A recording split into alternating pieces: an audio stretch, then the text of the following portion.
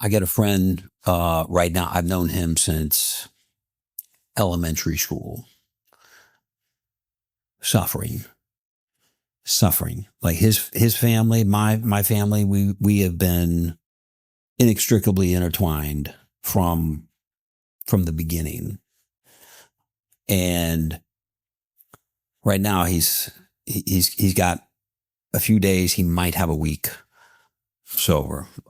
What would you say, not only to him, but maybe to the family? And of course, I won't mention his name or the family's name or anything, but what would you say first to him, but also to the family?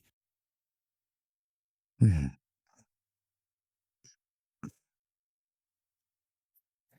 Well, to the family, I would say be patient, love them, just don't enable them. Know when to step aside. And if he's going to continue the path and actually do something about his issue, then support him 1,000%. If he's not going to, then wash your hands. Don't be an enabler to him. And understand that there's a chance that he can go right back to where he was at. However, since he is on the right track, he's got a week sober now, build him up, because he's probably not feeling too good about himself. And he's completely absolved his coping mechanism.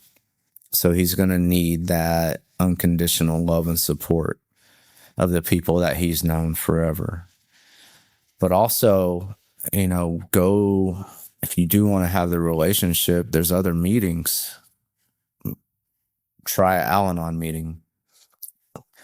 Take the time, if you're invested in this, to go get educated yourself on how to deal with someone who's in his situation. Because no matter what, I don't know everything. And I have someone in my life that I want nothing more than to see them sober, flourishing, happy. I just know that I can't do anything for them until they get to a point where they're ready. And if the friend has a week, he may be ready, he may not be ready, but I know that having a week's way better than where he's been. So, the people close to him have to give him that encouragement, but also know how to set the healthy boundaries with it. Right. And not enable, if I'm hearing you correctly. Definitely don't enable him. Right. Because I'm sure you've seen this. And my mom was my biggest enabler.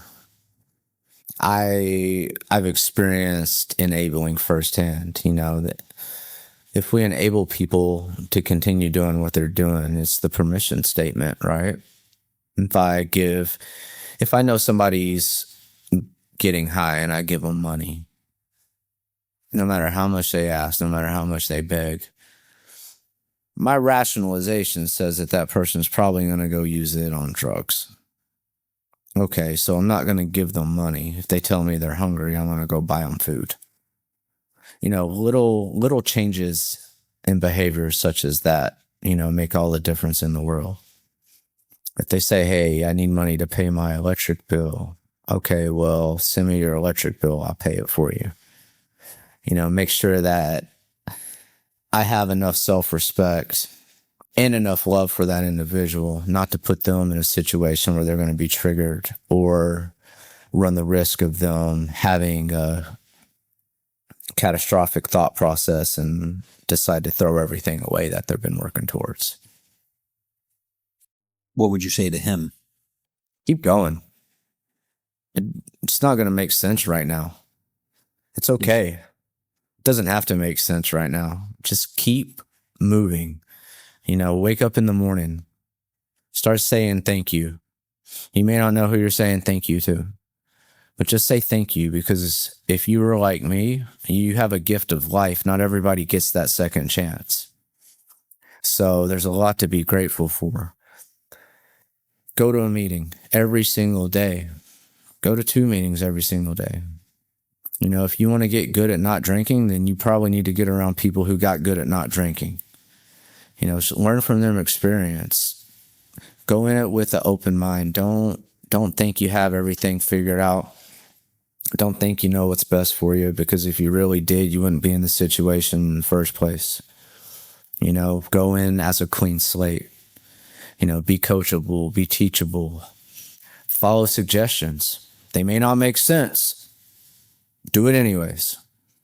You know, the disciplines that you create now are going to be the foundation of your success in not drinking in the future. So if you wake up in the morning and you say thank you, you're creating a pretty solid foundation.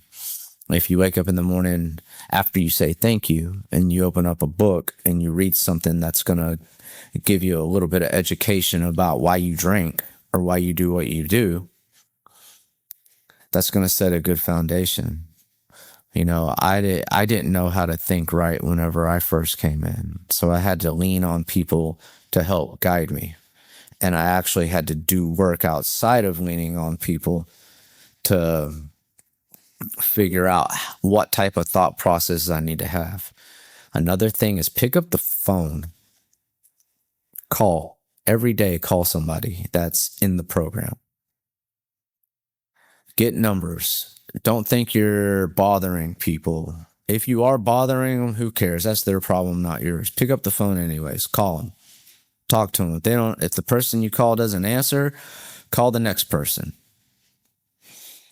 And work on praying. Work on being still. You know, right now it's about just making sure that you put a day in front of a day in front of another day where you're not drinking. You know, they say it's 24 hours, it's day by day, but sometimes it's minute by minute. Sometimes it's second by second. You know, it's tough. The first little bit's tough, but eventually the obsession leaves. It gets easier. You know, it's just like practicing anything. The more you practice, the easier it gets. When was that lifted for you? Oh, mine happened almost instantly. I was done. When I hit my knees and I said that prayer and I fully asked God and humbled myself, I didn't want to drink anymore. I didn't want to pick up a drink. I didn't want to look at alcohol. And I was willing to do whatever I needed to do. So I was fortunate enough to have someone close to me. They came and picked me up, took me to their house. I was there for 5 days. And during this time, I was going through a separation with my wife. We ended up getting back together at that time, now ex-wife, but we ended up getting back together after 4 months. I wasn't drinking, she still was. So I knew early on that if I was going to move back to that house, that I had to be okay with having alcohol around me. But it was really never a problem because I had no desire. You know, I got tired of hurting people. And I knew that me with alcohol in my system is a totally different Jesse than Jesse without alcohol in his system.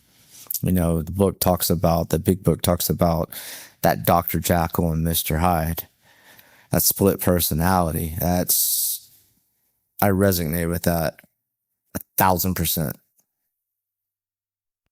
I was fortunate. I didn't have to struggle with, months and months and months of, I want to drink. No, but when I got done, I was completely humiliated, incomprehensible demoralization, like the book talks about. Total despair. I was sitting in the apartment I was in,